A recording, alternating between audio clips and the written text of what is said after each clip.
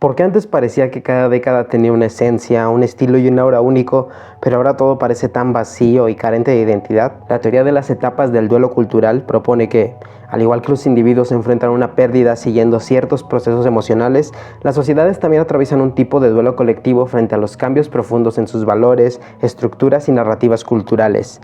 Según esta visión, cada década encarna una etapa del duelo y lo expresa mediante un tono y casi siempre mediante un género narrativo predominante que hace visible cómo la sociedad intenta o fracasa en sobrellevar el cambio. Las etapas, en pocas palabras, empiezan justo con la globalización y este boom en la Guerra Fría, este boom cultural, donde en los 70 tenemos que hay un shock donde se asimila este nuevo régimen y por eso tenemos tanta ciencia ficción, tantas películas de terror.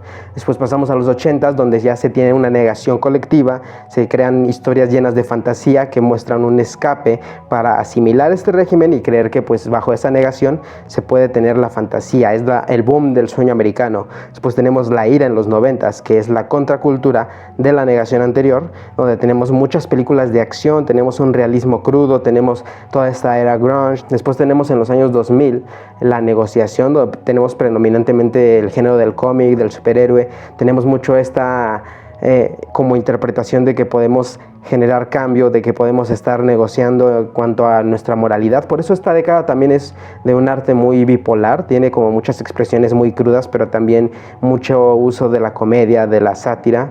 También tenemos en los 2010 la era de la depresión, de la cual ya había hablado anteriormente. Aquí predomina el post-apocalipsis y también las películas de zombies como un reflejo de cómo la sociedad se ve cada vez más deteriorada por esta narrativa.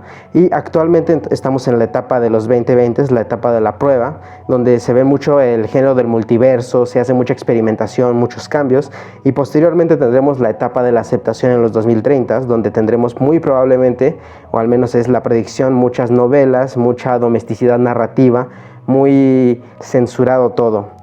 Después tendremos una probable década de paz, pero pues esto solamente es una interpretación, puesto que antes de un nuevo shock tiene que haber una década de paz, de tranquilidad, donde venga este shock a atacar nuevamente.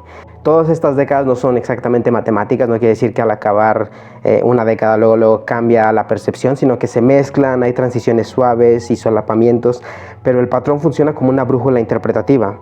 ¿Por qué importa, por ejemplo, el género? Porque aunque sea un mismo recurso, tienen distintos tonos. Y a pesar de que haya películas de terror en todas las épocas, lo interesante es cómo cambia el terror con la sensibilidad colectiva. Por ejemplo, en los años 70 tenemos la sociedad que vive una especie de trauma cultural asociado a los cambios acelerados, nuevas realidades tecnológicas, sociales y políticas, y este shock se traduce en un auge del cine de terror con títulos como Tiburón, El Exorcista, Halloween, Alien, Masacre de Texas, y más allá del género, lo relevante es el tono. Buscan impresionar, estremecer y confrontar al espectador. Aunque el terror sigue siendo un constante a lo largo de las décadas, su enfoque evoluciona. Por ejemplo, en los años 2000 tenemos películas como Saw que reflejan la etapa de la negociación. El miedo ya no proviene del monstruo o de un demonio, sino de un dilema moral, de tener que tomar decisiones imposibles para sobrevivir.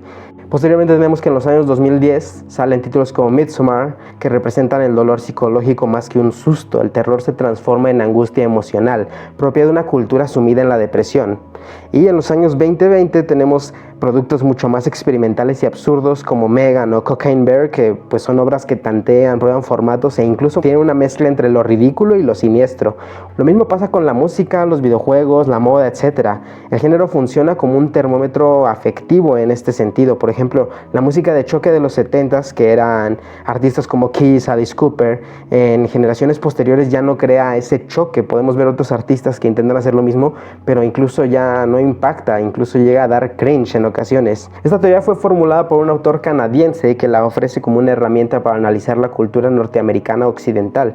Y tiene sentido, pues después de la Segunda Guerra Mundial, Estados Unidos exportó un imaginario, lo que era el sueño americano, que terminó por domar las narrativas globales. Países como México y Canadá quedan inevitablemente marcados por esa proyección, y desde mi perspectiva en México ese alineamiento se vuelve claro a partir de los años 80.